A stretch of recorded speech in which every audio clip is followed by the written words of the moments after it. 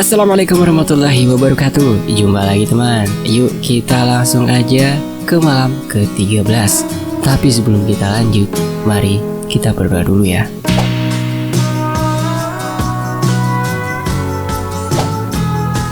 Allahumma sholli ala sayyidina Muhammad.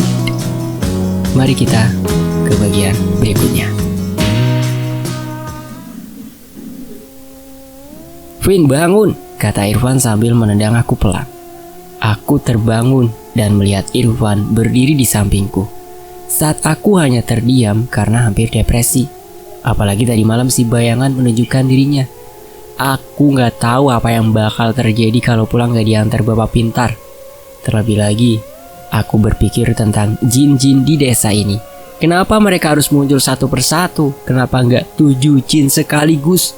Tapi meski begitu, Ani bersyukur mereka gak menghantui sekaligus. Kenapa sih lu? Tanya Irfan.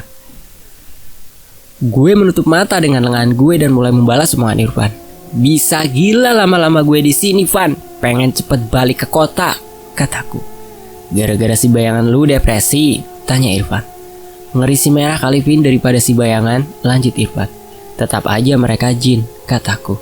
Alah, gak usah dipikir, bangun cepet kita mandi, ajak Irfan. Bantu gue nyari potensi proker yang lain, bawa buku pedoman sekalian, kata Irfan. Kalau proker penyuluhan harus minggu depan, makin lama kita di sini, lanjut Irfan. Mendengar Irfan berbicara seperti itu, aku langsung bangun dari posisi tidurku. Ruang tengah udah berkumpul anak-anak KKN kecuali Selfie, Siska dan Giska. Mereka sibuk ngerjain laporan KKN, juga agenda KKN. Aku pun pergi mandi bareng Irfan. Setelah selesai mandi, aku sarapan dan merokok di luar sambil mikir proker yang sekiranya bisa cepat dilaksanakan. Proker fisik Irfan udah jadi, yaitu bak sampah. Jadi, aku nyari proker yang lebih ke arah ke peningkatan SDM. Dalam keadaan membaca-baca buku panduan, Eni datang menghampiri sendirian. Pagi kak, kata Eni tersenyum ke arahku dan Irfan dan mulai duduk. Dengan pedenya, Eni duduk berhadapan denganku dan berusaha kembali tersenyum ke arahku. Saat itu aku gak ngeluarin ekspresi apa-apa dan hanya dia menatap Eni. Karena aku gak menjawab sapaan Eni langsung salting dan mulai bermain kuku sambil nunduk. Aku paham Eni sedang mencari tempat bersandar karena udah tahu juga tentang seluk-beluk desa ini dan juga lokasi jin-jinnya. Selain itu, mungkin dia udah merasa nyaman bersama Irfan karena udah 2 kali dia dibuat tenang oleh Irfan. Tapi aku cuek aja. Kalau di desa ini gak ada yang namanya bersandar. Pentingkan diri sendiri dulu. Itu yang aku pikirkan saat itu. Ada apa? Tanyaku sambil menatap Eni tanpa ekspresi. Eni hanya diam dan tetap bermain kuku sambil nunduk karena emang udah salting. Hingga akhirnya Irfan yang mengajak obrol Eni. Prokermu hari ini kan, Dek? Tanya Irfan. Enggak kak, besok, jawab Eni. Itu proker kedua? Tanya Irfan lagi. Iya dong kak, habis itu proker individu saya selesai, jawab Eni sambil senyum ke Irfan. Wah enak dong, nanti habis itu mau ikut kita nggak dek? Kata Irfan. Kemana kak? Tanya Eni. Irfan pun menjelaskan tentang rencana pergi dari desa ini setelah proker individu kedua selesai. Eni mendengarkan dengan seksama dan juga kadang bertanya masalah proker kelompok. Irfan pun juga menjelaskan lagi dengan panjang lebar. Ikut kak, saya ikut, kata Eni sambil mengangkat 2 jempolnya ke arah Irfan sambil memasang wajah imut. Aku hanya diam melihat Eni bertingkah seperti itu dan keluarlah celetukanku lagi. Dasar cewek, celutukku sambil geleng-geleng kepala. Lagi-lagi Eni salting mendengar celetukanku. Tiba-tiba Irfan mencolek pinggangku dan menggigit bibirnya, juga mengedipkan matanya ke arahku. Seolah-olah aku sedang lihat bencong di sampingku. Apaan sih lu, risih gue? Kataku. Kan lu tadi bilang dasar cewek. Gue ngerasa jadi cewek juga nih, kata Irfan sambil bergaya memberi kecupan. Irfan terus menggodaku. Eni hanya tersenyum bahkan menahan tawa melihat tingkah laku Irfan. Aku paham, semua yang dilakukan Irfan hanya untuk membuat Eni tersenyum karena udah salting karenaku. Candaan pun selesai. Irfan mengajak aku untuk mencari potensi prokernya. Yuk keliling aja Vin, sambil bawa buku pedoman, kata Irfan. Aku dan Irfan berdiri dan bersiap pergi keliling desa untuk mencari proker. Jangan ikut, kataku ke Eni sambil menatapnya. Iya kak, kata Eni berusaha tersenyum ke aku. Ayo ikut aja dek, kata Irfan mengajak Eni. Gak usah kak, aku mau ngerjain laporan proker sama agenda KKN aja, jawab Eni. tersenyum. Sebelum berangkat, aku melihat hutan menjadi indah banget, di mana matahari menyinari daerah hutan hingga terlihat seperti lukisan. Suara burung terdengar saling bersahutan. Apalagi ditambah suara air yang mengalir dari belakang rumah membuat suasana tambah nyaman. Tapi kalau malam, jangan ditanya lagi. Sama sekali nggak ada indah-indahnya. Suara jangkrik dan suara pohon tertiup angin cukup membuat nyali menjadi ciut. Apalagi ditambah suara aliran air membuat suasana tambah menyeramkan. Aku dan Irfan berjalan ke arah desa. Udara di sini emang menyegarkan, mungkin cocok buat yang perokok. Kalau di kota-kota kita merokok plus ditambah asap dari kendaraan, nggak bisa bayangin aku. Tak lama Irfan berkomentar tentang jin yang dilihat Giska tadi malam. Vin, lu nyadar gak sih kalau jin di sini ngehantuinya bergantian? Seolah udah direncanakan. Mana gue paham. Tau udah dibilang mereka punya wilayah-wilayah sendiri, kataku. Ya yang penting kita nggak usah ke tempat yang dikasih tahu bapak pintar. Untung aja kita belum ke tempat sendang, cuma lihat doang kan. Gak tau dah gue kalau sampai jin sedang sampai muncul, jenderalnya aja segan sama dia, apalagi sama kita manusia. Kalau ditampar bisa mental jauh. Lanjut. Obrolan tentang jin berlanjut hingga akhirnya kita melihat selfie. Siska dan Giska sedang mandi dan main air di tempat anak-anak penduduk sini bermain air. Kita pun samperin mereka yang emang sedang asik-asiknya siram-siraman air. Yang gue kecewa, mereka mandi dengan berpakaian lengkap. Tapi yang bikin mata gak bisa lepas dari pandangan gue yaitu si selfie yang terbentuk karena air di badannya. Selain itu, terlihat juga pakaian dalamnya karena transparan oleh air. Ayo kak, ikut sini, ajak Siska ke Irfan. Jangan mikir mesum, lanjut Siska dengan tatapan tajamnya ke aku. Apaan sih lu? Kataku dengan agak tinggi dan bersiap untuk pergi karena sakit hati. Kakak ikut, teriak Irfan sambil melepas bajunya dan berlari ke arah mereka. Aku hanya diam melihat Irfan berlari ke arah mereka. Aku batalin pergi dari situ. Aku lihat Irfan berlari ke arah selfie sambil merentangkan kedua tangannya, seolah-olah akan memeluk selfie. Aku pertama yakin kalau selfie akan menerima pelukan Irfan, tapi aku salah. Duh, suara terdengar dari arah sungai. Ternyata Irfan ditendang selfie. Dia langsung memegang perutnya yang sudah terlanjur ditendang selfie. Kok malah ditendang dek? Kata Irfan masih memegang perutnya. Refleks kak, maaf, kata selfie dengan entengnya sambil mulai dekatin Irfan dan mengelus-elus punggungnya Irfan. Bukannya khawatir, suasana malah jadi tawa. Aku hanya diam sambil menyaksikan kejadian tersebut. Setelah melihat selfie, aku jadi lebih paham karakter selfie saat itu. Mereka pun melanjutkan bermain air bersama.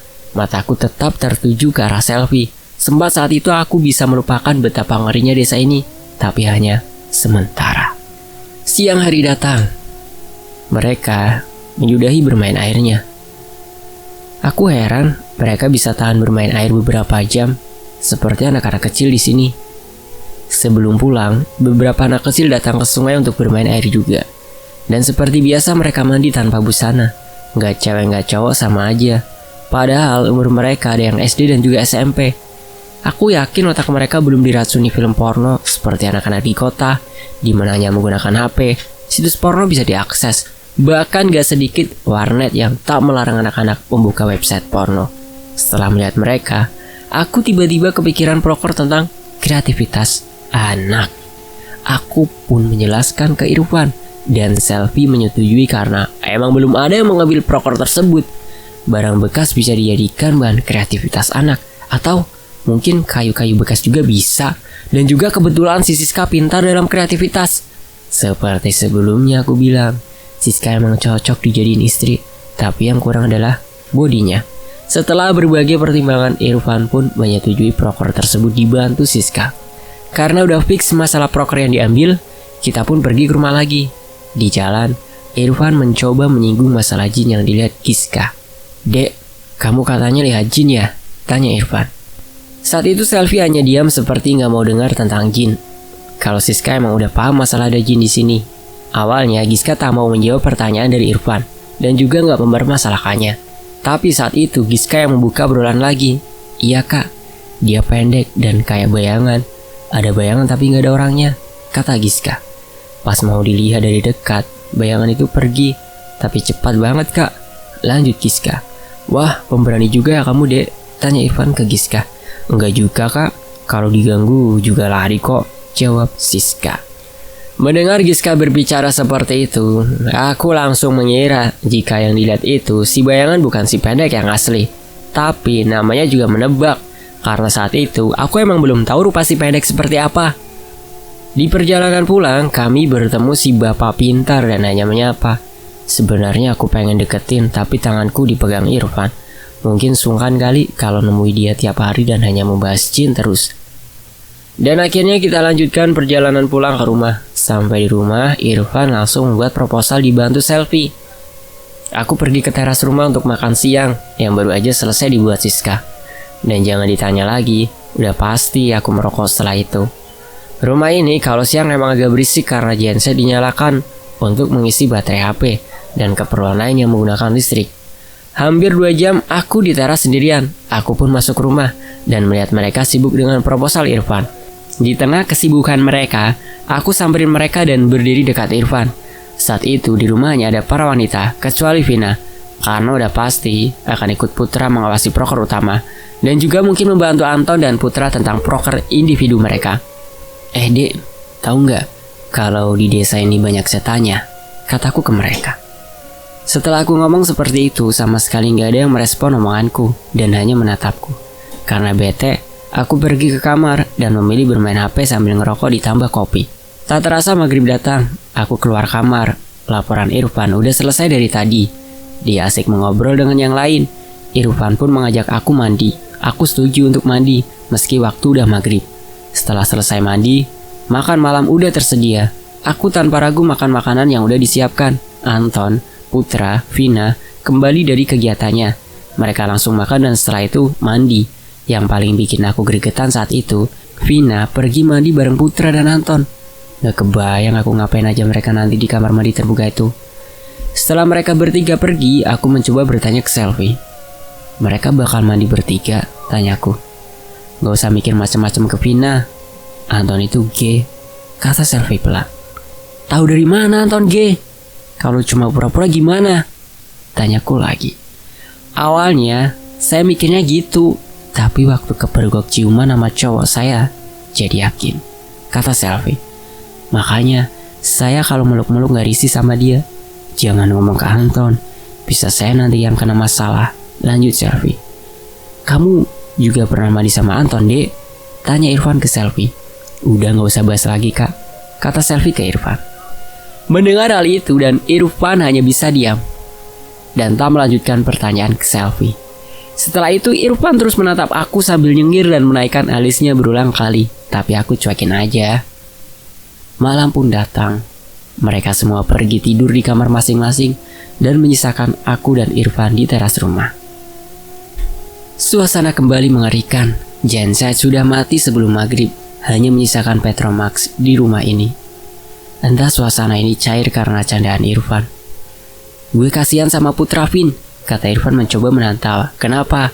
Tanyaku ikut tersenyum karena melihat Irfan yang hampir tertawa.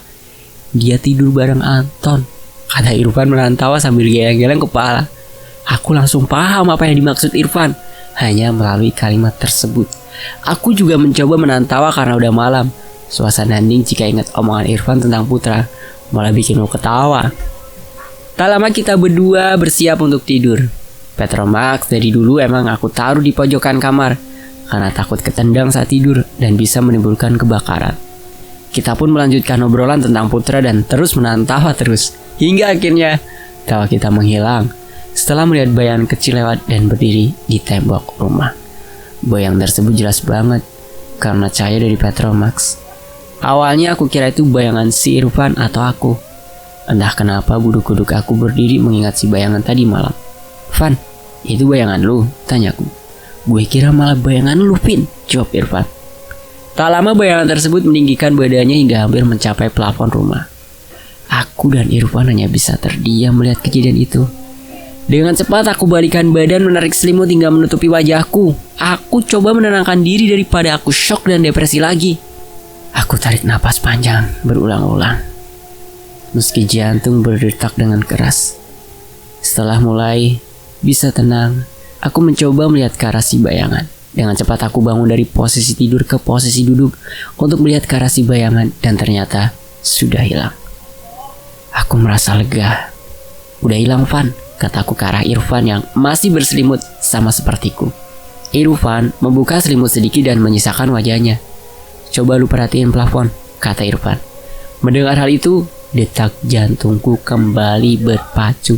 Dengan cepat aku arahkan pandangan mataku ke arah plafon. Tapi ternyata tidak ada apa-apa. Gak ada apa-apa anjing, bikin takut aja lu tai, kataku berkata kasar dengan pelan karena merasa udah dipermainkan Irfan. Lu tunggu aja Vin, bentar lagi tuh 2 kali gua lihat sebelum gue nutup muka, kata Irfan membuka selimutnya hingga dadanya. Entah kenapa saat itu aku beneran melihat ke arah plafon dengan rasa was-was plus sedikit penasaran.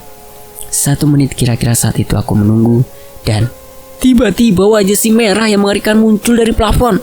Matanya melihat ke arah sekitar kamar dan berhenti menatapku dan tersenyum tanpa mengeluarkan suara apapun.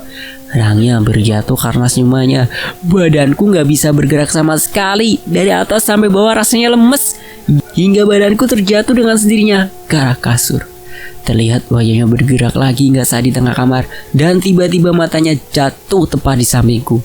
Badan si merah pun muncul dari atas plafon dan menuju ke arah matanya. Terlihat jelas tubuh si merah melayang ke arah matanya. Melihat hal itu, Irfan langsung bangun dari tidur dan pergi keluar kamar. Aku saat itu benar-benar pasrah karena gak bisa berbuat apa-apa. Air mataku keluar dengan sendirinya karena si merah udah dekat dengan posisi tidurku. Bau busuk si merah udah tercium. Matanya tak berhenti menatap ke arahku. Tak lama dia menarik kakiku hingga badanku berada di ruang tengah. Selang beberapa menit teriakan terdengar dari kamar sebelah, yaitu kamar selfie. Mendengar hal tersebut dengan cepat Irfan berlari ke arah kamar. Aku benar-benar gak bergerak karena lemes akibat shock kedua kalinya selama di desa ini. Aku hanya bisa menatap kamar selfie. Siska keluar kamar bersama Irfan sambil menangis dan terus memeluk Irfan. Mendengar teriakan, kamar yang lain juga terbangun. Mereka langsung berkumpul untuk melihat apa yang terjadi. Tak lama Vina pun teriak setelah melihat kamar selfie. Akhirnya Irfan menutup kamar selfie. Vina terus mendekap ke Putra sambil menutup matanya. Saat agak tenang, aku mencoba bangun dan bersender di tembok ruang tengah. Mereka semua berkumpul di ruang tengah untuk membahas apa yang terjadi. Saat itu, Siska bercerita kalau melihat hantu berjubah merah dengan wajah berantakan dan bau busuk yang menusuk hidung.